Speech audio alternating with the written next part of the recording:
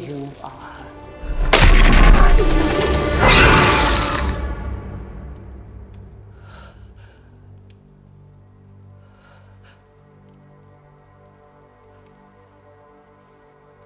Hello दोस्तों, web series investigator YouTube channel में आपका स्वागत। और आज हम एक्सप्लेन करने जा रहे हैं कार्निवल रो सीजन 1 का एपिसोड 6। और अगर आपने अब तक सीजन 1 का एपिसोड 1 से लेके 5 तक का एक्सप्लेनेशन नहीं देखा है तो लिंक डिस्क्रिप्शन में जाके देखें, तभी आपको अच्छे से समझ में आएगा। और अगर आप इस चैनल पर नए हैं तो सब्सक्राइब करना ना भूलें। तो चलिए शुरू करते हैं। एपिसोड 6 के स्टार्टिंग सीन में हम देखते हैं कि डॉक्टर मोरेंज के कत्ल के बाद फाइलो और बाकी पुलिस वाले डॉक्टर मोरेंज के घर पर हैं और फाइलो के सीनियर उससे पूछते हैं कि इन्वेस्टिगेशन के दौरान हेडमास्टर और डॉक्टर मोरेंज का कोई कनेक्शन मिला कि नहीं। तब फाइलो अपने सीनियर को कहता है कि दोनों के बीच कोई कनेक्शन नहीं था। तब वो सीनियर कहता है कि डॉक्टर मोरेंज एक अच्छा आदमी था।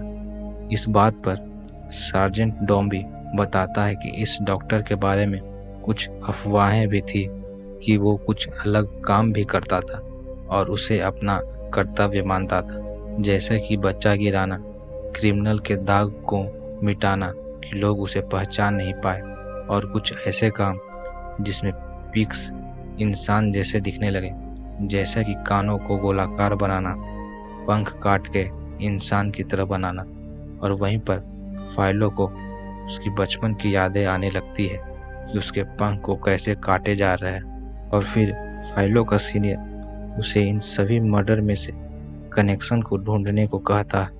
वहीं दूसरी तरफ ब्रेकफास्ट करते वक्त एब्सोलम अपने बेटे जोना से बात करता है और वो जोना को बताता है कि लॉन्गर बिन की बेटी के भाषण के बाद विरोधी और ज़्यादा विरोध कर रहे हैं। इस बात पर जोना अपने पिता को कहता है कि वो लॉन्गर बेन की बेटी को ज़्यादा ही सीरियसली ले रहे हैं और जोना आज असेंबली के सेशन को ज्वाइन करना चाहता है। पर एब्सोलम उसे बताते हैं कि आज कोई असेंबली में सेशन नहीं है। आज सोफी अपने पिता लॉन्गर बेन को श्रद्धांजलि देने वाली है और उसके समर्थक उसकी बेटी को अपनी संवेदनाएं देंगे। इसके बाद जोना पढ़ाई करने के बहाने से चुपचाप असेंबली में चला जाता है, जहां वो देखता है कि लॉन्गर बेन के समर्थक उसकी बेटी सोफी को उसके पिता के मौत पर अपनी संवेदना जाहिर कर रहे हैं। और सभी के जाने के बाद अपनी नौकरानी से, जो कि एक पक है, और उसकी सहेली भी, उसके साथ वो हंसी मजाक करने लगती है। ये सब नाटक जोना ऊपर से देख रहा होता है, पर उसकी आहट से सोफी को पता चल जाता है कि कोई हमारी बात को छिपकर सुन रहा है। आवाज देने पर जोना उसके सामने आता है और दोनों बातें करने लगते हैं। सोफी जोना को कहती है कि वो जानती है कि मेरे पिता ने तुम्हारा किडनैप नहीं किया था, और दोनों बातें करने लगते हैं, जिसमें हमें पता चलता है कि सोफी का बचपन अकेले गुजरा है और वो किसी से नफरत नहीं करती, बस वो झूठा भाषण दे रही थी। और जोना सोफी को कहता है कि तुम्हारे बारे में यह अफवाह थी, तुम मंद बुद्धि हो पर तुम बहुत चालाक हो। वहां से जाने के पहले सोफी जोना से दोस्ती के बारे में बात करती है, क्योंकि वो अब अपने पिता से आज़ाद है और हम दोनों दो सबसे ताकतवर परिवार की इकलौती वारिस है जिसे सब लोगों ने कम आंका है। और वो वहां से चली जाती है। इसके बाद सीन शिफ्ट होकर दिखाया जाता है कि फाइलो का कलीग बर्विक अपने सीनियर ऑफिसर को आके बताता है कि जिस गाड़ी वाले ने डॉक्टर मोरेंज को घर छोड़ा था, उससे बातचीत करने पर पता चलता है कि उसने डॉक्टर मोरेंज को कार्निवल रो के एक वैश्यालय से रिसीव किया था, और वो सीनियर ऑफिसर उसे आगे की जानकारी के लिए कार्निवल रो के उस पिक्स वैश्यालय में जाने को कहता। इसके बाद हम देखते हैं कि फाइलो जिस घर में किराए पर रहता था, उस घर का दूसरा किराएदार उस घर की मकान मालिकिन 5 को कहता है कि वो जानता है कि तुम्हारे और फाइलो का अफेयर चल रहा है। अगर तुमने ये सब बंद नहीं किया तो मैं यह कमरा इस महीने खाली कर दूंगा। यह सुनकर 5 उस किराएदार को पैसा वापस करके उसे घर से निकाल देती है, क्योंकि वो फाइलो के बारे में काफ़ी सीरियस है। और थोड़ी देर बाद फाइलो अपने कमरे में आ जाता है जहाँ फाइव वहाँ मौजूद रहती है और फाइलो उसे बताता है कि ये सारे मर्डर्स उससे जुड़े हुए हैं। फाइलो बताता है कि एशलिंग उसकी माँ है और उसकी माँ ने डॉक्टर मोरेन से मेरा पंख कटवा के मुझे इंसान की तरह बना दिया, पर सच यह है कि मैं आधा फे और आधा इंसान हूँ। यह सुनकर फाइलो को अपने घर से निकाल देती है क्योंकि उसे लगता था कि फाइलो इंसान है। वहीं दूसरी तरफ विनियट मार्केट में जा रही होती है। उसे वहाँ एक एग्जीबिशन और ऑक्शन के बारे में पोस्टर मिलता है जो कि फे के पुराने चीज़ों के बारे में था। उस पते पर जाने के बाद विनियट को वो लाइब्रेरी और फे की बाकी सारी चीज़ें को देखती है जिसकी वो रक्षा करती थी, और ये सब देख के विनियट गुस्सा होके हंगामा शुरू कर देती है, जिसके बाद पुलिस उसे पकड़ के लेके चली जाती है। फिर सीन शिफ्ट होके दिखाया जाता है कि मिस्टर एग्रियस ने इमोजिन के लिए एक ड्रेस भिजवाया है क्योंकि इमोजिन ने एग्रियस के साथ किसी नीलामी में साथ जाने के लिए हामी भरी थी। उसी वक्त एजरा वहां आके इमोजिन को बताता है कि हमारे पिता के दोस्त डॉक्टर मोरेंज की हत्या हो गई है जैसे बाकियों का हुआ। इसके बाद इमोजिन एग्रियस के साथ एक नीलामी में जाती है जहां लोग उसे अजीब तरह से देख रहे हैं और इमोजिन के पहचान के लोग उससे बातें करते हैं। साथ ही साथ वो एग्रियस को नीचा दिखाने की कोशिश करते हैं, पर एग्रियस उन्हें कड़ा जवाब देके उनका मुंह चुप करा देता है और वहां पर एग्रियस बाकी सभी लोगों से ऊंची बोली लगाकर एक पेंटिंग खरीदता है।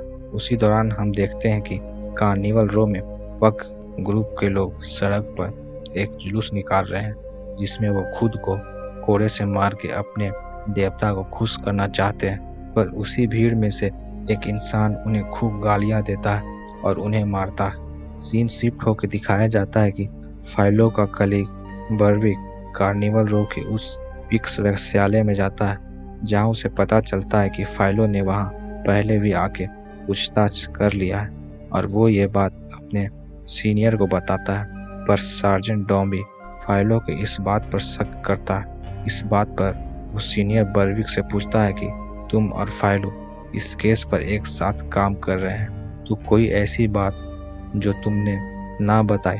तब बर्विक अपने सीनियर को डार्क एसर के बारे में बताता है और बताता है कि फाइलो इस बात पर विश्वास करता है क्योंकि उसने उस डार्क एसर को देखा है। उसी वक्त वहाँ फाइलो पुलिस स्टेशन अपने सामान के साथ आता हुआ दिखता है। उसे देख के वो सीनियर बर्विक को फाइलो पर नजर रखने को कहता है और उसी वक्त फाइलो बर्विक से मिलवर्दी के बारे में पूछ के चला जाता है। वहीं दूसरी तरफ उस हैरोपैक्स को अपने काले जादू से यह पता चलता है कि वो डार्क एसर उसे मारने वाला है और ये बात वो जोना की माँ पार्टी ब्रेक्सपियर को बताती है। यह सुनकर पार्टी उसे अपने यहाँ रुकने को कहती है। पुलिस स्टेशन से आने के बाद फाइलो मिलवर्दी से कार्निवल रो में मिलता है और एशलिंग के पास्ट और कोई बच्चे के बारे में पूछता है। तब मिलवर्दी फाइलो को बताता है कि वो किसी से प्यार करती थी पर किसी को बताया नहीं कि वो कौन था, और एक दिन अचानक वो कुछ महीनों के लिए कहीं चली गई और जब वो वापस आई तो उदास रहने लगी। शायद वो बच्चे को लेके उदास रहती थी जिसे उसने जन्म दे करके छोड़ दिया था। इस बात पर फाइलो उससे पूछता है कि अगर कोई बच्चा था तो वो उसे जन्म देने के लिए कहाँ जा सकती थी। तब मिलवर्दी बताता है कि वो क्रॉसिंग के पास एक मददगार के यहाँ रहती थी जो कि उस वक्त बर्ग का एक मशहूर वॉच मेकर था। उसके बाद फाइलो उस वॉच मेकर के बारे में पता लगाने चला जाता है। सीन शिफ्ट होकर दिखाया जाता है कि सार्जेंट डॉम्बी फाइलो की पुरानी मकान मालकिन फाइफी से मिलता है और उससे फाइलो के अचानक रूम छोड़ के जाने पर सवाल करता है और उसे थोड़ा डराता धमकाता भी है, जिससे वो डर के सारी बातें सार्जेंट डॉम्बी को बता देती है। इसके बाद सार्जेंट डॉम्बी अपने सीनियर ऑफिसर को बताता है कि फाइलो आधा फे आधा इंसान है और सबसे खास बात की वो पिक्स एशलिंग जिसका कत्ल सबसे पहले हुआ था वो उसकी माँ है। इसके बाद सार्जेंट डॉम्बी यह कंक्लूजन निकालता है कि फाइलो ने ही अपनी माँ, हेडमास्टर और डॉक्टर को मार दिया है अपना सच्चाई छुपाने के लिए, और डार्क एसर के बारे में झूठ बोल के सबको गुमराह करना चाहता है। यह सब सुन के सीनियर ऑफिसर फाइलो को अरेस्ट करने का ऑर्डर दे देता है। लास्ट सीन में हम देखते हैं कि फाइलो उस वॉच मेकर के घर जाता है जो कि कोई और नहीं बल्कि एजरा और इमोजिन के पिता थे। वहाँ फाइलो को एफिसा मिलती है और पूछताछ करने पर वह बताती है कि एजरा के पिता काफ़ी अच्छे इंसान थे, वो आगे की सोचते थे। उन्होंने एस्लिन को वो कमरा दिया था जिसमें आज इमोजिन रहती है, और एस्लिन के देखभाल के लिए एक डॉक्टर को भी रखा था जिसका नाम डॉक्टर मोरांज था। और फिर एस्लिन ने एक बच्चे को जन्म दिया जो आधा फे और आधा इंसान था। उसके पंख बहुत कमजोर थे। उसके बाद उस बच्चे को डॉक्टर मोरांज अपने साथ लेके चला गया, पर उसके पिता के बारे में उसने कभी जिक्र नहीं किया। उसी वक्त सार्जेंट टॉम भी वहां आके फाइलो को सभी मर्डर के आरोप में पकड़ लेता और एपिसोड यहीं पे खत्म हो जाता। तो दोस्तों, कैसा लगा आपको इस एपिसोड का एक्सप्लेनेशन? अगर आप इस चैनल पर नए हैं तो सब्सक्राइब करना ना भूलें, और आप कौन सी वेब सीरीज का एक्सप्लेनेशन चाहते हैं कमेंट में ज़रूर बताएं। Thank you.